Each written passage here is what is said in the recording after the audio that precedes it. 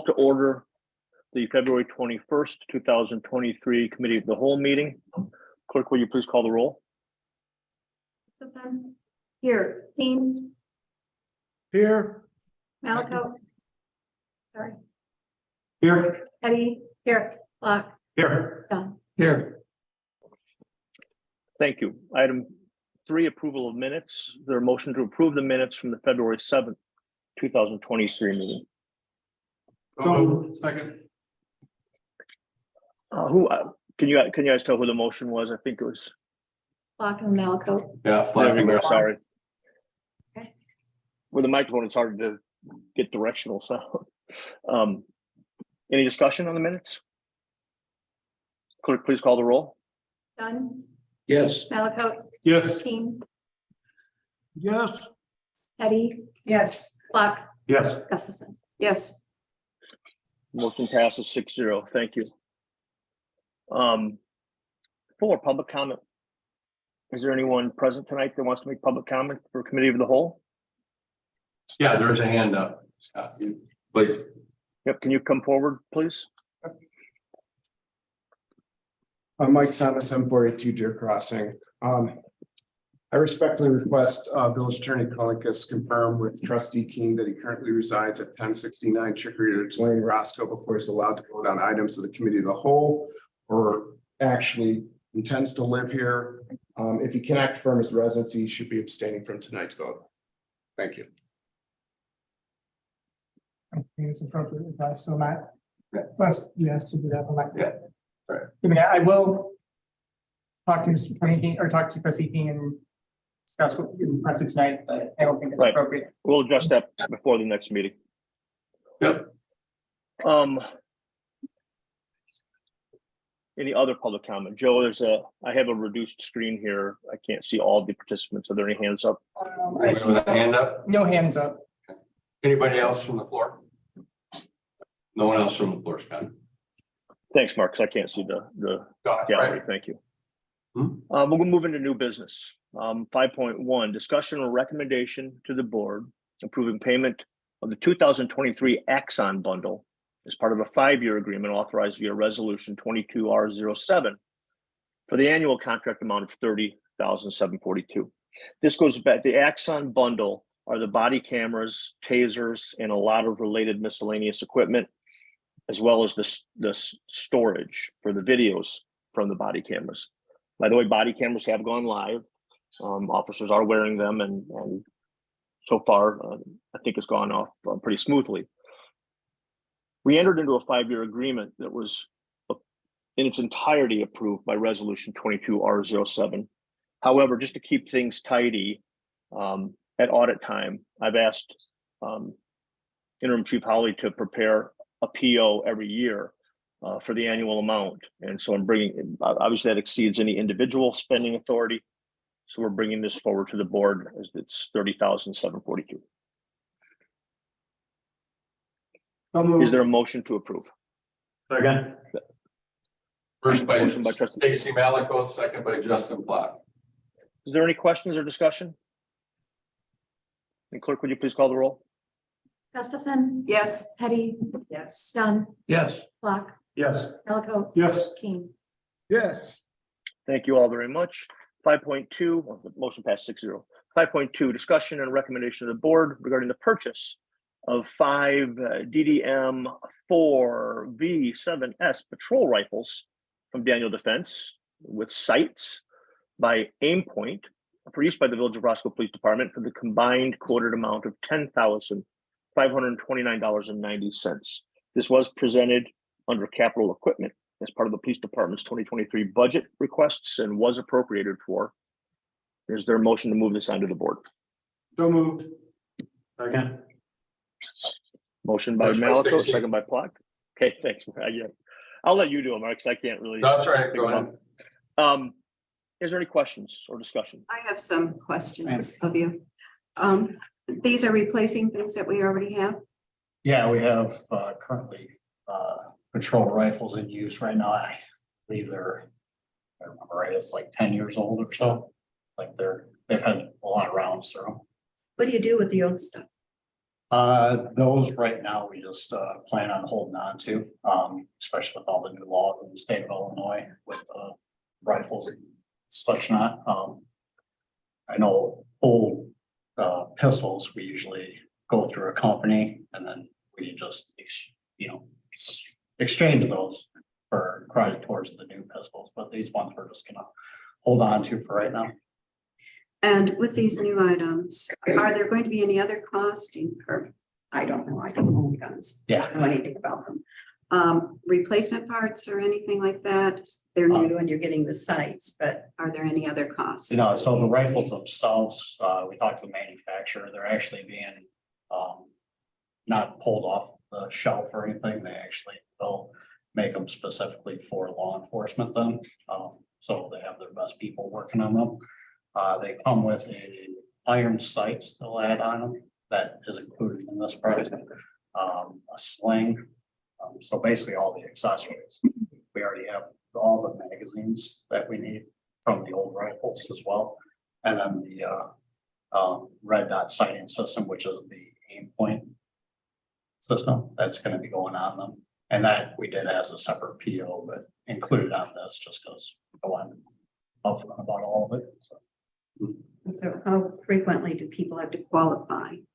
With the rifles, at least once a year minimum. We do other trainings also throughout the year, but at least one state qualification a year per state statute. Thank you. Oh, and last, with this approval, when do you anticipate receiving them? Once it gets approved, I believe it was a 90-day turnaround in order to manufacture them and ship them to us. Thank you. Any other discussion? Clerk, please call the roll. Malaco. Yes. Block. Yes. Gustafson. Yes. King. Yes. Dunn. Yes. Petty. Yes. Thank you. Motion passes 6-0. Item 5.3, discussion and recommendation to the board for approval of an ordinance approving a variance request to increase the allowable size of an accessory building in the R1 district from 700 square feet to 912 square feet at 6498 Sutter Drive. This was brought before the ZBA on February 8th, 2023. I know trustees Petty and Dunn were present at that meeting. We do have the applicant here. They don't typically make a presentation at committee of the whole, but I think Mr. Fagan has joined us virtually and he could answer any questions if you have them. I sent you all a link to the ZBA meeting. We got a chance to watch it. It just went out today. If I had to summarize ZBA discussion or comment related to this request, and which led to its unanimous approval, was a general feeling that as there is an existing building there now, taking a look at its position on the property, its relationship to the site on the corner lot, that simply adding the additional 14 foot of length, keeping the width the same, would be a minimal impact. And they pointed to the fact that there is a row of existing evergreen trees that would largely screen the existing structure and the expansion. However, that is only from one direction. That's approaching from the south, I believe. Wouldn't really screen it from the north, but it does virtually eliminate any view from the south. And then there's some testimony to the condition in which the applicant keeps his home, building, and property. We sent out the other thing they noted. The ZBA did ask about the notification process, which of course is governed by statute. We did send out mailings to. There was actually a list of 44 individual properties that have a portion that exists within 300 feet of this property, and of those 44, no one chose to weigh in either for or against the request. I'd like to make a motion that we send the board approval of this variance request. Is there a second? Second. Motion by trustee Gustafson, second by trustee Dunn. Is there any further discussion or questions? Clerk, will you please call the roll? Petty. Yes. Block. Yes. King. Yes. Dunn. Yes. Gustafson, Yes. Malcolm. Yes. Thank you. Thank you. Motion approved, passes 6-0. Item 5.4, discussion or recommendation of the board for approval of an ordinance approving a variance request to increase the allowable height of a fence in a side yard setback from 6 feet to 7 feet at, well, there's 6 addresses: 11920, 11926, 11944, 11950, 11968, and 11974 Bainbury Drive. Those 6 addresses comprise or make up 3 duplex units.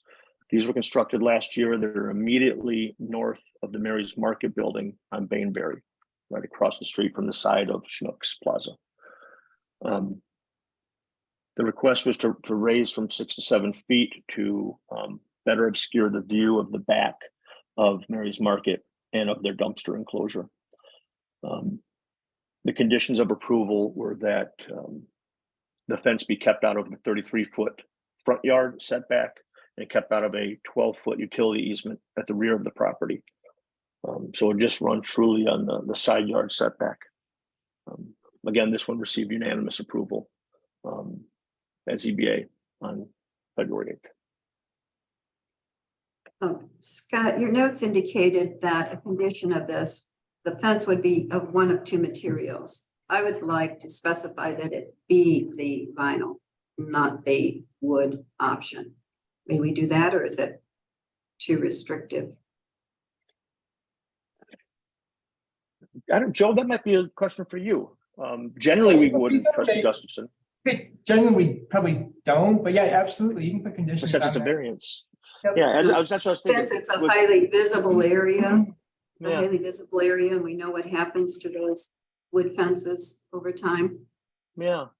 So I think, Trustee Guston, I think whenever it's a special action like this, whether it's a special, we certainly attach conditions to special use permits. I would think the same rules might apply to a variance, and we'd be within our rights, I would think. Was So it I your would like request to- was for the white vinyl? Sorry, I'm Yes. sorry. Yes, so I would like to make a motion that we send to the board approval of this variance with the stipulation that the fence be constructed out of vinyl, whatever color they choose, white, tan, whatever goes with. Okay. The facade. I So second. noted. We have a motion from Trustee Gustafson and a second from Trustee Petty. Is there any other questions or comment? Clerk, could you please Scott? call the roll? Yes, Joe. I was just saying, it's a CPD too, so I think that would help. We can essentially make it part of that CPD adjustment for it. I spoke with the applicant at some length during this. I don't think there'll be an objection. I think that was his preference anyway. Perfect. Thank you, by the way, for all of the illustrations you put in the drawing. You're welcome. All right, clerk, I think you can call the roll. Keen, Yes. Fox, Yes. Malcolm, Yes. Petty. Yes. Dunn, Yes. Gustafson. Yes, Thank you. Motion passes 6-0. 5.5, discussion and recommendation to the board for approval of a resolution authorizing entering into an agreement with Verizon Wireless for mobile telephones. This is for Village Hall, the Police Department, and Public Works. All right, let me give you some up-to-the-minute news on this one. This all started, just so you know, we currently have our cell phones for all departments through US Cellular. However, the police department utilizes Verizon for their mobile Wi-Fi hotspots. So we already are a customer and have an account with Verizon. This request initiated through the police department, who was made aware of a program specifically geared for law enforcement, but they're willing to extend it to all departments. That was a little more attractive than what we're currently experiencing with US Cellular. We see benefit in the following ways. Currently, we pay about $40 a month per phone line. The switch to Verizon would drop to $35, so there it saves $5 a month per phone line. They are going to give, there are a total of 17 phones on the plan. There was previously 18 or 19, we're discontinuing a couple, and there'll be 17 phones on the plan. They will give us $100 credit for every line that we transport over, so there's $1,700 worth of credit that we receive. And also it becomes an unlimited data plan with no slowdowns, where we currently are only all sharing 3 gigs and almost always go over to the extent that that usually eclipses $100 as much as $140 in data overages. So it certainly seems like a no-brainer that the Verizon offer is better. But of course, as we've gone through the process of discontinuing some lines and probably notifying US Cellular of a potential switchover, you need to be told US Cellular came back and made a virtually identical offer. Rather than $100 credit, they would also provide new iPhone 13s to everyone. They offer to provide an OtterBox phone case and a screen protector, which has a retail value of about $115. So that's their way to make up some sort of a credit bonus. I talked about it with Ann this afternoon. I don't know. I think we're not passionate one way or the other. However, it always irks me when someone's suddenly able to offer you a better deal than they had been giving you for the past 9 years. And to me, that's too little, too late. And I think I like the cleanliness of having everything on Verizon and making the switch.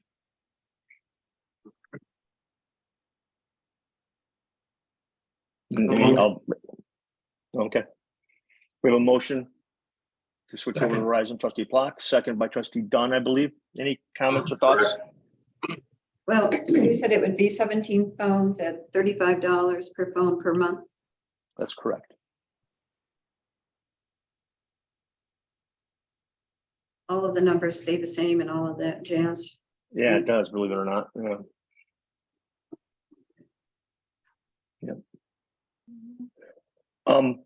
Sam, I'm gonna put you on the spot. Were you the one, someone had even told me about better reception and signal strength with Verizon in parts of our area than US Cellular? Yeah, if I understand right, the original, we had US Cellular, and that was just for the squad cars. Well, squads and cell phones was all US Cellular, I believe, at one point. And then from what I understand, IT adjusted that we moved to Verizon because we were hitting dead spots with our jetpacks for the squad cars, not receiving reception. That's why we switched over to Verizon. And then this all kind of started because we were looking at upgrading, and we knew for free you can get upgraded hotspots. And we do that every so often. These were 5G ones, so a little bit faster, better. And then that came about as far as the pricing, and then we turned it over.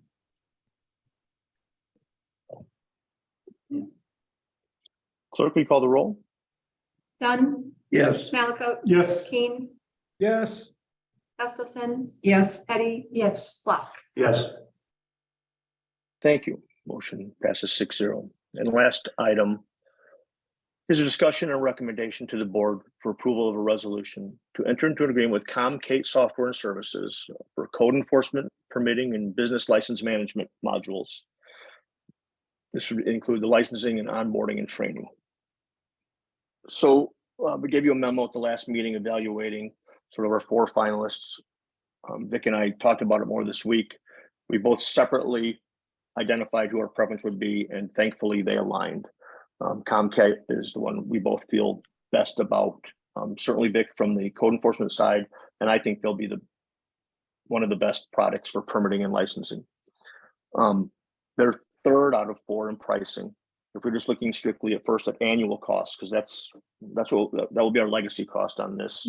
The one that we were really blown away with had $60,480 a year. And that would be every year subscription fee. But then the other 3 came in at $18,181, $17,439, and $16,800. So of the 3 realistic numbers, we're asking to go with the middle one. The initial there's a build out or a setup commitment, and across all 3 modules, and they separate them by code enforcement, permitting, and license management. That's a commitment of $7,501. That won't all happen all at once. We'll do that incrementally over the year. We'll start with code enforcement, and we'll actually be beta testers for permitting and licensing And we're also receiving a pretty good discount on those packages for being early adopters. As I said, the final annual cost will be $17,439 once all of them are implemented. What we're asking of them, we have a proposal. We don't have the agreement. We'll have the agreement to bring forward to the board meeting. But what we're asking of them is to prorate the annual fees for whatever remainder of 2023 we have, because we prefer these run on January 1 to December 31 billing cycle. It's certainly cleaner for appropriations, and there is no long-term contract commitment.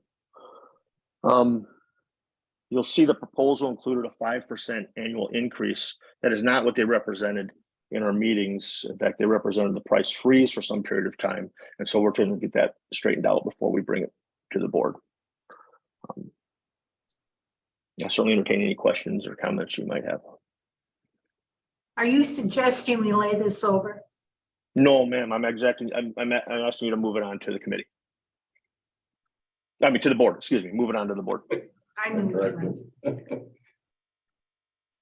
But when it moves on to the board, you'll have those final details in the contract for us to. Yeah, the only yes, exactly. We don't even have the contract yet. We don't have the agreement. Joe's going to want to pour over the terms and conditions of the agreement. He invariably crosses several out or argues over some.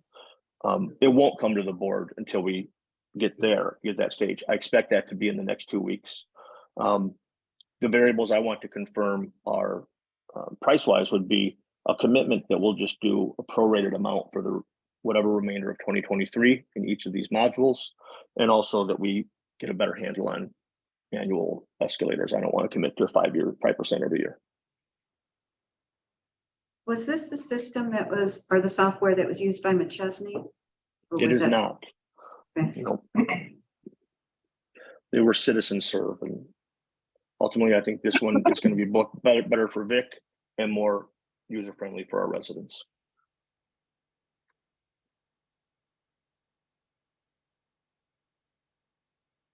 Make a So did motion. you make a motion?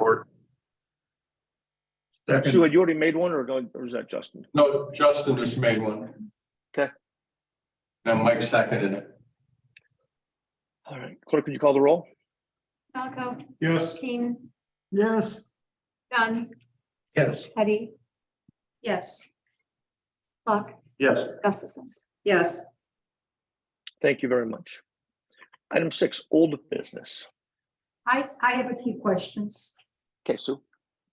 Do we have an update on your investigation of website designers? Sure. I have spoken with 4, technically 5 firms. One didn't seem appropriate at all. 3 really do. 3 really stand out. And what I want to do now, and I've spoken to all 3 of them, and it's clear that the price for a full website build out and whatever follow-up hosting fees will be at a number where we certainly need to get competitive quotes or bid it in some manner. I need to make sure they're apples to apples bids. So now that I've gotten sort of a kind of what I requested was rough descriptions of scope from 3, and I'm going to pick from those and make an official request for quotes. My preference is, even though it potentially could be over $20,000, I would like to waive our bidding requirements and treat this as a quote requirement, only because it's such a specialized field. And I've talked to several vendors to the point where I feel comfortable that 3 are in a position to provide us good quality service that we're looking for. I'd just like to solicit comparable prices from those 3.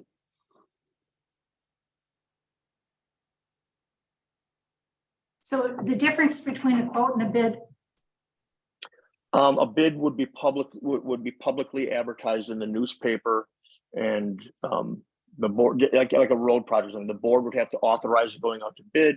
It would be advertised in the newspaper. It opens it up to anyone, I guess, that wants to bid on it, and then those are open and read aloud publicly and brought back to the board for a selection. Essentially, it's a sealed lowest price type thing. It doesn't really work out for like this type of thing, so I think it's why I wanted to do more of a proposals or more of a. Yeah. We, at least, I mean, put them together, here's what we want, here we're looking for, right? So they're all proposing sort of the same scope. But then also we'll be able to look at their quality and the design and all of that part of it is. Sue, So- I would compare these to other professional design services, because it's really what it is. But maybe web designers don't have a strong enough lobby to loop themselves in with architects, engineers, and surveyors. But those professions, you're only allowed to select them based on qualifications, not price. But I think it sort of sheds light on the approach of selecting a design consultant based on their qualifications and what they offer. Well, as we're approaching March 1st, it appears to me that we're going to have to pay a student another month. No, so we'll have this same website for probably another 6 months. I'm surprised at the length of the time that everyone tells me, and yes, some people have given us some very nice time charts, flow charts of all the steps involved in developing and onboarding a new website. So the old one will stay up for some time. I'm just transferring away from, this will be the last month we pay a regular annual or monthly fee to Astute, and anything that we might need from them in the interim, they'll just have to provide on an as needed hourly basis. But we're transferring over the ability to upload and post to office staff, so we won't need to be asking Astute of their time. Okay. I've never asked, but, there was water in the IT room in the police department. Was there a leak in the roof or what happened? No, it was ice accumulation in the drain line of the air conditioning unit, which froze up and then melted and leaked back through the unit and through the roof into the equipment. That's been repaired. Yeah, there was quite a bit of repair work that had to be done to the unit to ensure that doesn't happen again. Is our public able to access the recorded meetings? Not yet. Joe's put together some amazing lists of them, but I don't think Yes. We just have a link on the website, I don't think yet. Yeah. But yes, actually, the answer is yes. They're up, they're ready, they're live on YouTube. If you look, Oh, there you go. you search on YouTube for Village of Roscoe, it will go to that.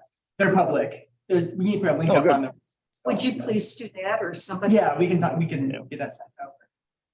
And have you called the VFW about the Memorial Day parade? No, I have not.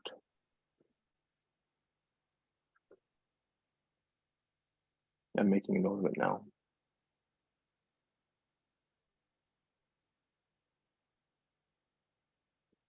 No. I will do so. Just to note really quick too on the same thing is that these are being live streamed now too. So those are also, we'll make sure there's a link to the live stream as well. So you don't actually have to log into the Zoom anymore if you're just gonna watch it. Pretty slick. What's the timeline for putting away the Christmas decor and bringing out St. Pat's or somebody else's or Easter? Can we get Public Works to remove the garland before our next meeting? Yes. Thank you.